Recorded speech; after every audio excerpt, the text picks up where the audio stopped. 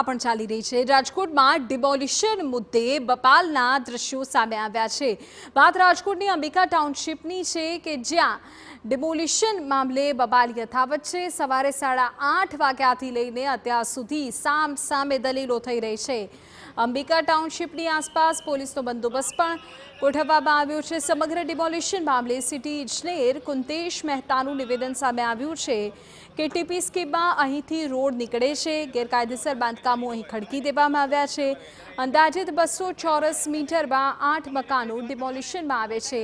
જે દસ્તાવેજ રજૂ કરવામાં આવ્યા તે અન્ય સર્વે નંબરના હોવાનું પણ તેમનું કહેવું છે। સિટી ઇજનેર કહી રહ્યા છે કે કોઈ વળતર કે વૈકલ્પિક જગ્યા નહીં મળે, ડિમોલિશન થશે જ અને વધુ પોલીસ બંદોબસ્ત પણ મંગાવવામાં આવ્યો છે।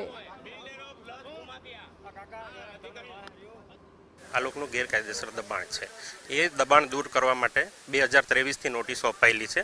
3 થી 4 વાર નોટિસ અપાઈ છે અને એને દૂર કરવાનું વારે ઘડીએ કીધું છે, તેમ છતાં દૂર નથી કરવામાં આવતા, જેથી ડિમોલિશન કરવામાં આવ્યા છે। 2023માં નોટિસો આપી હતી, એમની સામે લોકોએ દસ્તાવેજ રજૂ કર્યા હતા, એ દસ્તાવેજ ખોટા હતા, એ દસ્તાવેજ બીજા સર્વે નંબરના હતા, આ સર્વે નંબરના નહોતા। તો બીજી તરફ સ્થાનિકો અને આગેવાનોએ પૂર્વ ભાજપ શહેર પ્રમુખ પર આક્ષેપ કર્યા। પૂર્વ ભાજપ શહેર પ્રમુખે પણ અનેક ગેરકાયદે બાંધકામો ખડક્યા હોવાનો સ્થાનિકોનો આક્ષેપ છે। 21મી ઓગસ્ટે સ્થાનિકોએ દેશી દારૂના અડ્ડાઓ પર જનતા રેડ કરી હતી।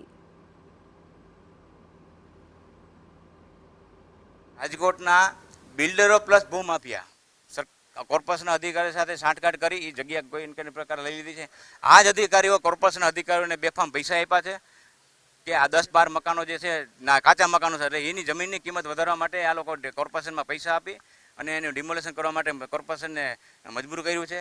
એટલે આવનારા દિવસોમાં અમે કહેવા માંગીએ છીએ, અને જમીન ઠાકર જે ન્યુસન્સની વાત કરે છે, દલિતો ન્યુસન્સ છે, તો હું કહેવા માંગુ છું કે સાધુ વાસવાણી રોડ ઉપર કમલેશભાઈ મીરાણીનું જે ગેરકાયદે બાંધકામ કરેલું છે, તો અહીંયા તમે કેમ ચૂપ છો? તમે 3000 વારમાં તમારા કોર્પોરેટરે 3000 વારમાં બિનકાયદેસર ઓઈડી બનાવી નાખી, તો એનું ડિમોલેશનમાં તમે કેમ ચૂપ છો? તો કોર્પોરેશન છે કોઈને ઘરની પેઢી નથી, કોર્પોરેશન સંવિધાનથી ચાલે, કાયદાથી ચાલે, તમે કેમ બધું ન થાય? એટલે અમે કહેવા માંગીએ છીએ કે આ ડિમોલેશન છે ખોટી રીતે કરવામાં આવે છે। તો બીજી તરફ આગેવાનોનો આક્ષેપ છે કે આ ડિમોલિશન બિલ્ડરને ફાયદો પહોંચાડવા માટે થઈ રહ્યું છે। અધિકારીઓને બેફામ પૈસા આપી દીધા, અગાઉ એને પૈસાની ઓફર કરી હતી, પૈસામાં અમે નો માન્યા, એટલે કોર્પોરેશનનો સહારો લીધો આ લોકોએ। ગેરકાયદેસર મકાન છે એવું કેવું છે કોર્પોરેશન? આપને બધાને પુરાવા પણ બતાવ્યા, દસ્તાવેજ પણ છે, અમને પુરાવા પણ બતાવ્યા તમને। 1 મહિનાથી નોટિસનું બધું કામકાજ ચાલી રહ્યું છે, ત્યારે કેમ કોઈ પણ પ્રકારની રજૂઆત ન કરો? કાલ સાંજે અમને રજૂઆત માટે આવ્યા, આ લોકો અધિકારી જવાબ પણ આપ્યો, અધિકારી જવાબને સાંભળવા નથી। 15 દિવસ પહેલા નોટિસ આપવામાં આવી હતી કોર્પોરેશન દ્વારા મકાન ખાલી કરવાની, અમને એનો જવાબ આપ્યો છે, તો જવાબ આ લોકો માન્ય નથી રાખ્યો। કેટલા મકાનોના દસ્તાવેજ છે?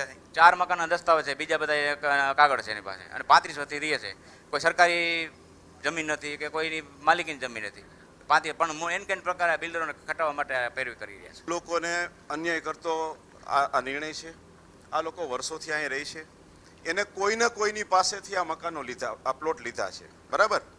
કોઈના દસ્તાવેજ છે, કોઈના સાતાખટ કરેલા છે, કોઈના સૂચિતવાળા છે, બરાબર?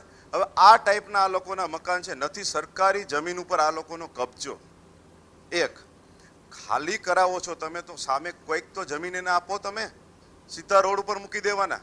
અને આપણે જાણીએ છીએ મનસુખ સાગઠિયાના ઇસ્યુ પછી કે આ લોકો શું ધંધા કરી રહ્યા છે, ઇલીગલ આ લોકોના મકાન તોડી રહ્યા છે। અત્યારે મકાન તોડવા નહીં દઈ, હું કમિશનર સાથે વાત નહીં કરું ત્યાં સુધી મકાન તોડવા નહીં દઉં, અને મારી ધરપકડ કરીને આ બધા મિત્રો છે, ધરપકડ કરીને એને જેલમાં લઈ જાવ મને વાંધો નથી।